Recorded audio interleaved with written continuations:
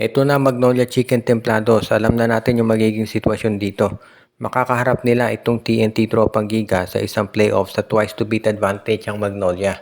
Kinakailangan siyempre gawin nila ang lahat para ito'y matapos na kaagad-agad. Dahil mahirap na, baka ma-pressure pa sila kapag ang nakaharap dyan ay na isang winner take all. So kinakailangan tapusin nila kaagad-agad yung labanan na yan. Ngayon, bukod dito sa paglaban sa TNT Tropang Giga, ito raw Converge Fiber Xers ay kinakausap ang Magnolia para sa isang possible trade na mangyari. Alam natin na nakasentro ito dito kay Mikey Williams at parang hindi raw talaga makumbinsin ng Converge itong si Mikey na pumirma sa kanila. So ang kinoconsider na lang nilang Converge ngayon ay i-trade itong si Mikey Williams dito sa Magnolia Chicken Templados at pakaisama na ng Converge itong si Jeyo Ambohot para naman makumpinsi ang Magnolia na kunin na itong si Mikey. Ngayon, ang tanong na dito, sino hihilingin kapalit nitong si Converge Fiber Xers para dito kay Mikey Williams? Sa totoo lang, bumaba na ang trade value ni Mikey dahil naipakita na naman na talagang mahirap kausap yung kanyang kampo. Kaya nga sa tingin ko mukhang mangyayari dito. Baka itong si Mikey Williams mapunta sa Magnolia at ang magiging kapalit na lang yan ay itong si Jerica Hanmisi at si Peter Alfaro. Baka yan na lang ang katumbas ng value itong si Mikey Williams.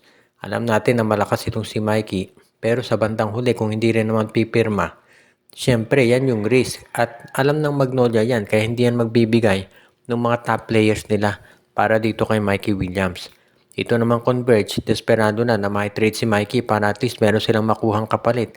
At binitawan nila si Jordan Heading para dito.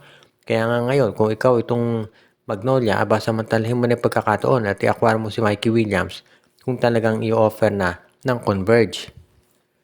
Samantala naman, ang isa pa nating balita ngayon ay mukhang ito raw TNT Tropang Giga ay ready na makipag-usap dito sa Northport Batang Pier. Yes, makaliban na kampo yan, pero nakikipag-usap daw sila para sa isang posibleng trade. At ang gagawin daw ng TNT Tropang Giga ay i-offer nila itong si Poy Eram para dito kay Cade Flores. Alam natin na si Cade Flores ay isa ngayon dito sa mga top big men ng PBA at marami ng mga teams na nakakuha ng atensyon niya. At mukhang itong TNT raw ay willing nang i-offer itong si Eram para dito kay Flores.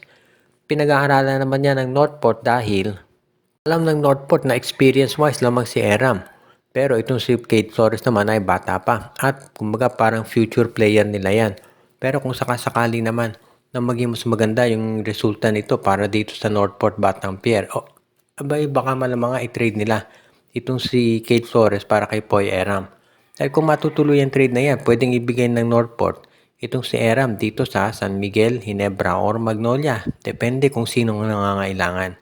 Kaya nga ngayon, mukhang yan ang binabalak daw talaga ngayon nitong Northport Batang Pier kausapin ng TNT kung magkakasundo sila sa isang trade.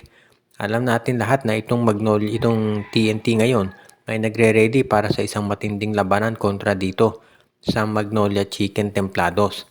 Pero kung ikaw naman itong Magnolia, o rather kung ikaw itong TNT at makakakuha ka ng mga additional players na magbibigay lakas dun sa lineup mo, bakit ka naman tatanggi?